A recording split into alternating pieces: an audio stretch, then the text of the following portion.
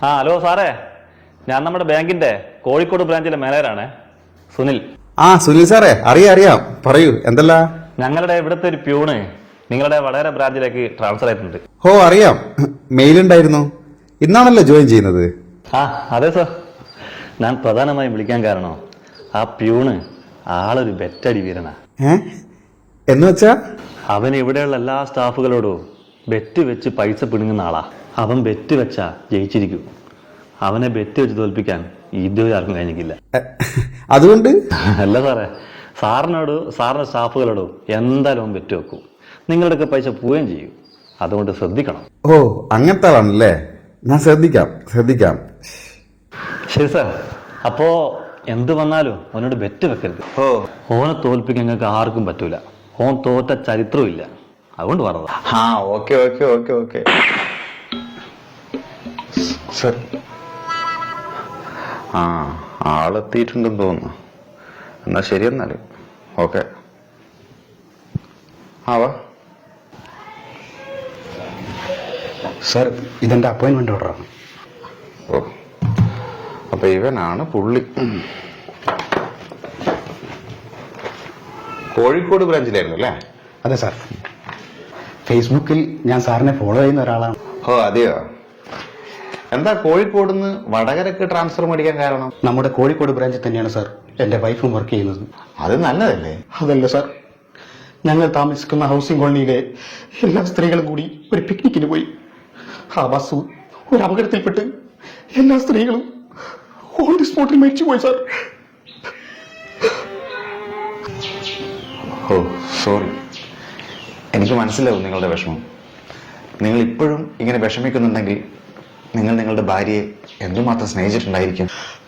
അതല്ല സാർ, അവിടുത്തെ മാനേജർ എന്റെ ഭാര്യയ്ക്ക് അന്ന് ലീവ് കൊടുക്കാത്തതുകൊണ്ട് ആ പിക്നിക്കിന് എന്റെ ഭാര്യയ്ക്ക് പോകാൻ കഴിഞ്ഞില്ല സാർ. മതി ഒപ്പിട്ടിട്ട് ഡ്യൂട്ടിക്ക് കയറാൻ നോക്ക്.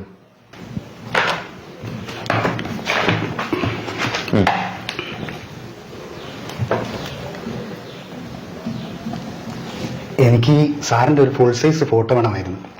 എന്തിന്? എന്റെ വീട്ടിലെ പൂജാമുറിയിൽ വെക്കാനാണ് സാർ. ഇനി സാറാണല്ലോ എന്റെ ദൈവം. അങ്ങനെയാണെങ്കിൽ സാറൊന്നും ഇങ്ങോട്ട് നീങ്ങുക. ശരി, നിന്റെ ഒരു ആഗ്രഹമല്ലേ.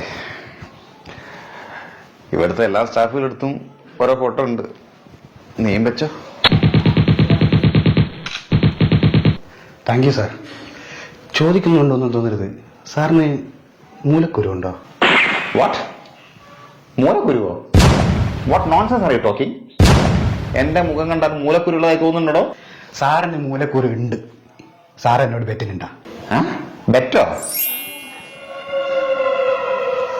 അവൻ ബെറ്റ് വെച്ചാ ജയിച്ചിരിക്കും. അവനെ ബെറ്റ് വെച്ച് തോൽപ്പിക്കാൻ ഇതുവരെ ആർക്കും കഴിഞ്ഞിട്ടില്ല. ഇവനെ ബെറ്റ് വെച്ച് തോൽപ്പിച്ചിട്ടെന്നെ കാര്യം. എത്രയാ ബെറ്റ് വെക്കുന്നത്? 500 രൂപ. 500 കുണവയോ? ഒരു ചെറിയ മൂലക്കുരുവിന്റെ കാര്യമല്ലേ സാർ, 500 മതി.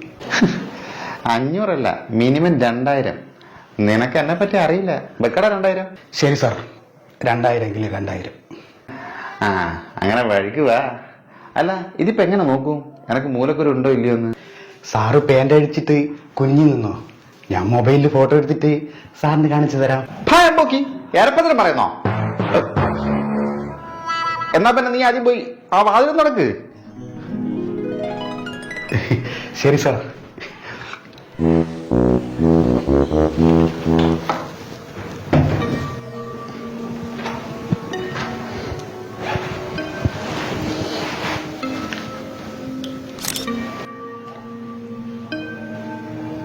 സാറേ, ഇതാ ഫോട്ടോ. താൻ എന്ത് ബെറ്റടിക്കാരനാടോ? എനിക്ക് കാണണമെന്നില്ല. എനിക്കറിയാലോ എനിക്ക് മൂലക്കുരു ഇല്ല എന്നുള്ളത്. സൂം ചെയ്ത് നോക്കുമ്പോ മൂലക്കുരു ഉണ്ടല്ലോ. എടോ, അത് മൂലക്കുരു അല്ലടോ, അത് വല്ല മറുകോ മറ്റോ ആണ്. എന്തായാലും നിന്റെ 2000 പോയി. വേഗം എന്താ 2000? താഴെ 2000. ശമ്പളം കിട്ടിയിട്ട് തന്നാ പോരെ സാറേ? പോരാ, ഇപ്പൊ തന്നെ തരണം. ആളും തരവും നോക്കാണ്ട് ബെറ്റ് വെക്കുന്ന പരിപാടി നീ ഇതോടെ നിർത്തണം. എനിക്ക് ആള് മാറി, ഇനി ലൊക്കിലൊടുക്ക് മാനേജർമാരെ കണ്ടിട്ടുള്ളൂ. ഇനി ഇന്റെ ഈ ബെറ്റടി പരിപാടി ഈ സ്ഥാപനത്തിൽ കണ്ടുപോയത് മനസ്സിലായിക്കോ. എന്നാ പിന്നെ ഐശ്വര്യായിട്ട് പണിക്കിയിരിക്കും. ചെല്ലേ ഓന്റെ ഒരു ബെറ്റ്.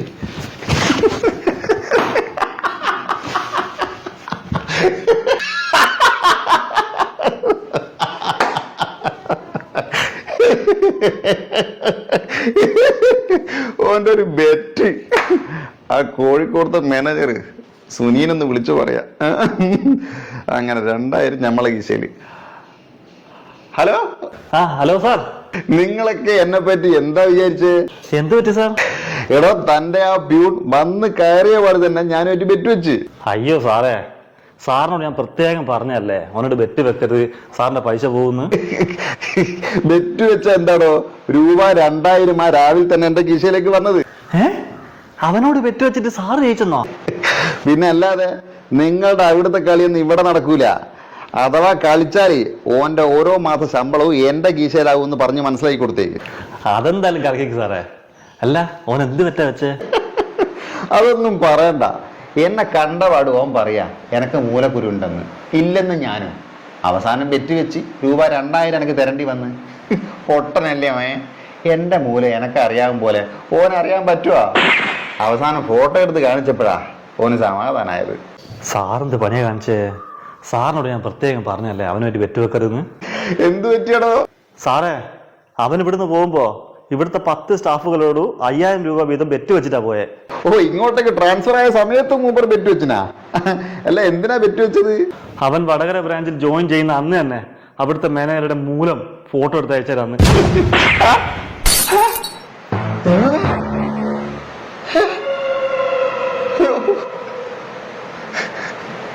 $10,000 $50,000 വിലയുള്ള എന്റെ മൂലാണല്ലോ.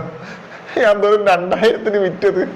ഇതൊരിക്കലും നടക്കാൻ സാധ്യതയില്ലാത്ത കാര്യമായോണ്ട് ഞാൻ ബെറ്റ് വെച്ചത് എന്റെ ഒരു മാസം ശമ്പള. സാറേ ഒരു മിനിറ്റ് കട്ടാക്കല്ലേ. സാറേ, ഇവിടുത്തെ സ്റ്റാഫിന്റെ വാട്സപ്പ് ഗ്രൂപ്പില് സാറിന്റെ മൂലത്തിന്റെ ഫോട്ടോ എത്തി. മൂലത്തിന്റെ ഫോട്ടോ മാത്രമല്ലേ ഉള്ളൂ, എന്റെ മുഖം അതിൽ പെട്ടിക്കില്ലാലോ.